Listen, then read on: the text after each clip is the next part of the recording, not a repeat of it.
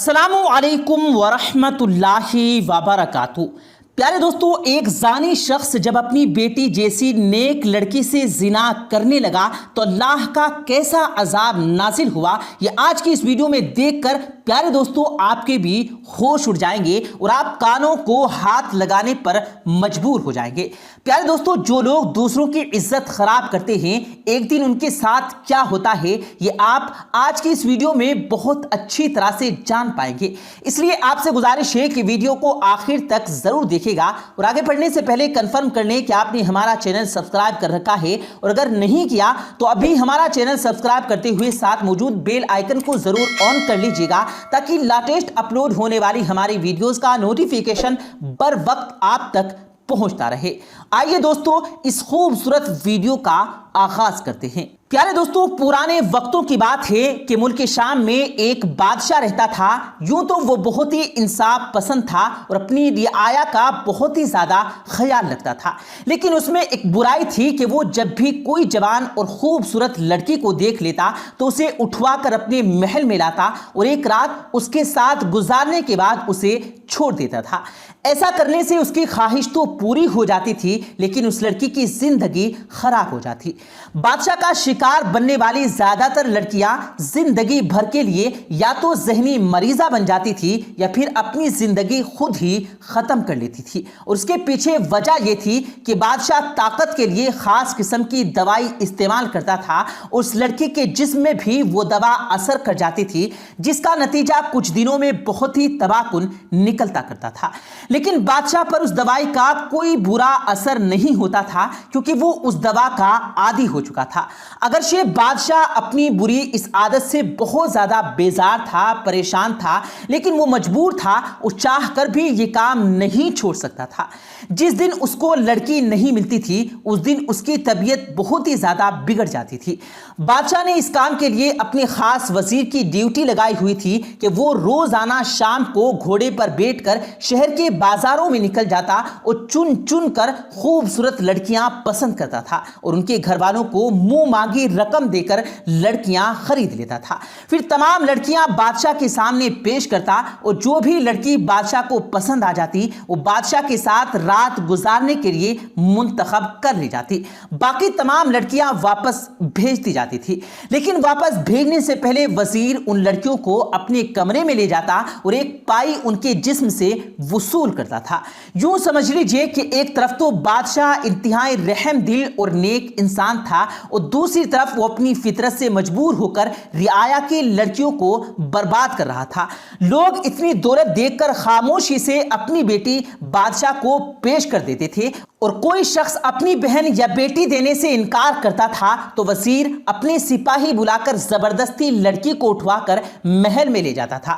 کچھ وقت مزید گزرا تو بادشاہ کا احساس ندامت حد سے بڑھ گیا، اس کا ضمیر اسے بر وقت ملامت کرتا رہا اور برائی سے روکتا تھا۔ کئی بار بادشاہ نے خود سے وعدہ بھی کیا کہ وہ آج کے بعد ایسا غلط کام نہیں کرے گا، لیکن اگلے دن جب وزیر اس کے سامنے انتہائی حسین و جمیل لڑکیاں لے کر آتا تو بادشاہ اپنا وعدہ بھول جاتا اور پھر سے وہی گناہ کرنا شروع کر دیتا۔ دراصل کہانی کچھ ایسے بن گئی تھی کہ وزیر کو خود بھی بادشاہ کی طرح خوبصورت لڑکیوں سے بدکاری کا چسکا لگ گیا تھا۔ وہ ایک لڑکی بادشاہ کو پیش کرتا تو باقی 2-3 لڑکیوں کو اپنے گھر لے جاتا تھا اور کچھ دن ان کو پاس رکھ کر اپنا دل بہلاتا اور پھر واپس ان کے گھروں میں پہنچا دیتا تھا۔ جب بھی بادشاہ وزیر کے سامنے برائی چھوڑنے کی بات کرتا تو وزیر اس کو ایسے طریقے سے منمئن کرتا تھا کہ بادشاہ اس کی باتوں میں آ جاتا۔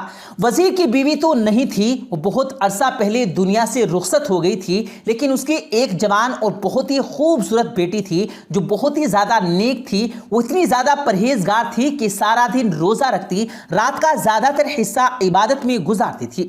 وہ بادشاہ اور اپنے وزیر باپ کی بری عادات سے اچھی طرح واقف تھی اور وہ ہر وقت ان کی ہدایت کے لیے دعا کرتی اور دل ہی دل میں انہیں بیچاری لڑکیوں کے بارے میں سوچا کرتی تھی جو اس کے وزیر باپ اور بادشاہ کی ہوس کا شکار بن کر اپنی زندگیاں برباد کر بیٹھی تھی۔ وہ تو بہت پریشان اور اداس ہو جاتی تھی، لیکن وہ اپنے باپ کو سمجھا بھی نہیں سکتی تھی کیونکہ وہ خود ایک جوان لڑکی تھی اور کس طرح اپنے منہ سے اپنے باپ سے ایسی باتیں کرتی۔ اسی لیے وہ صرف ان کی ہدایت کے لیے دعا ہی کر سکتی تھی، سو وہ کرتی رہتی تھی۔ ایک دن بادشاہ کا دل بہت ہی بے چین تھا۔ وہ سارے کام دھندے چھوڑ کر خاموشی سے محل کی چھت پر چڑھ آیا اور آس پاس کا نظارہ کرنے لگا کہ اچانک اس کے کانوں میں کسی لڑکی کی رونے کی آواز آئی تو وہ حیران رہ گیا اور آگے بڑھ کر اس نے آواز کی طرف جھانکا تو کیا دیکھتا ہے کہ پاس والا گھر جو کہ اس کے وزیر کا تھا، وہاں صحن کے بیچ ایک جوان اور انتہائی خوبصورت لڑکی جائے نماز پر بیٹھی دعا مانگ رہی تھی اور ساتھ ہی ساتھ ہچکیوں میں رو بھی رہی تھی۔ بادشاہ کا تجسس انتہا کو پہنچ گیا اور وہ کان لگا کر سننے لگا کہ لڑکی دعا میں کیا مانگ رہی ہے۔ پھر اس کی حیرت کی انتہا نہ رہی جب اس نے سنا کہ وہ خوبصورت لڑکی رو رو کر اس کے اور اپنے باپ کے لیے ہدایت کی دعا مانگ رہی تھی۔ بادشاہ اس لڑکی کی دعا سننے میں اتنا مشغول ہو گیا کہ اسے پتہ ہی نہیں چلا کہ وہ بھی ہچکیوں میں رونے لگ گیا۔ اس کا دل پلٹ چکا تھا۔ اس نے وہاں کھڑے کھڑے سچے دل سے توبہ کر لی تھی اور دل میں ارادہ کر لیا کہ وہ آج کے بعد کسی بھی لڑکی کے ساتھ گناہ نہیں کرے گا، چاہے وہ مر ہی کیوں نہ جائے۔ وہ قبولت کی گھڑی تھی شاید کہ اس کو اس لڑکی کی دعا قبول ہو گئی۔ پھر اس لڑکی نے جائے نماز سمیٹ لی اور اٹھ کر کمرے میں چلی گئی۔ بادشاہ یہ تو جانتا تھا کہ یہ گھر اس کے وزیر کا ہے، لیکن اس کو یہ نہیں پتا تھا کہ وہ خوبصورت لڑکی کون ہے جو رو کر اس کی ہدایت کے لیے دعا کر رہی تھی۔ بادشاہ نے خادمہ کو بلایا اور لڑکی کا حولیہ بتا کر اس کے بارے میں پوچھنے لگا۔ پھر خادمہ نے جواب دیا کہ حضور، یہ تو آپ کے وزیر کی اکلوتی بیٹی ہے جو انتہائی عبادت گزار ہے۔ بادشاہ کو مزید جاننے کی ضرورت نہیں تھی کیونکہ وہ اپنی آنکھوں سے سب کچھ دیکھ چکا تھا۔ وہ محل کے چھتوں سے نیچے اترا اور اس کا دل یوں ہلکا پھلکا ہو گیا تھا جیسے اس نے کبھی کوئی گناہ کیا ہی نہ ہو۔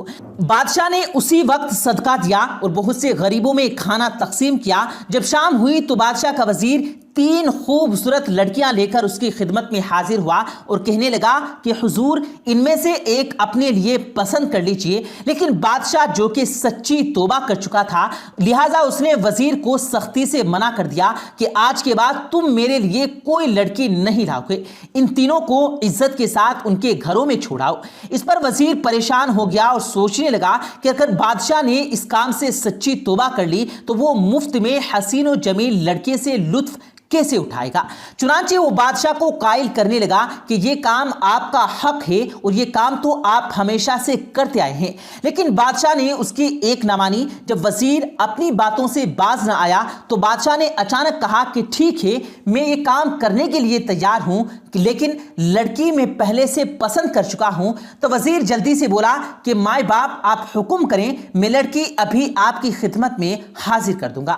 پھر بادشاہ نے جواب دیا کہ آج میں چھت پر گیا تھا تو تمہاری بیٹی مجھے صحن میں نظر آئی تھی، بخدا اس جیسی حسین و جمیل تو میں نے آج تک اپنی پوری زندگی میں کبھی نہیں دیکھی۔ آج رات میرے لیے وہی لے کر آؤ۔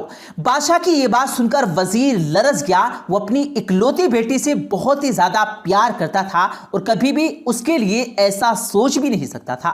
پھر وہ بھی جانتا تھا کہ جو لڑکی بادشاہ کے ساتھ ایک رات گزار لے یا تو وہ پاگل ہو جاتی ہے یا پھر مر جاتی ہے۔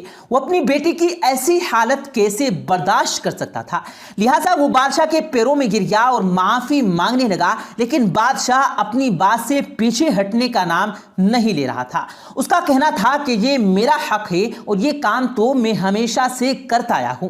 وزیر پیروں میں گر گر کر بچوں کی طرح رو رہا تھا۔ پھر بادشاہ کہنے لگا کہ مجھ سے ایک وعدہ کرو کہ آج کے بعد کسی اور بھی لڑکی کو تم پریشان نہیں کرو گے اور نہ ہی مجھے ایسا گناہ کرنے پر قائل کرو گے۔ وزیر نے فوراً وعدہ کیا اور بادشاہ سے کہا کہ وہ سچے دل سے توبہ بھی کر چکا ہے۔ پھر بادشاہ نے اسے اٹھا کر اپنے سینے سے لگا لیا اور پیارے دوستو، اسی طرح ایک نیک لڑکی کی دعا نے یہ معجزہ کر دکھایا کہ دونوں مزید گناہوں سے توبہ کر گئے اور سچے دل سے اللہ کی طرف راغب ہو گئے، اللہ کے نیک راستے پر لگ گئے۔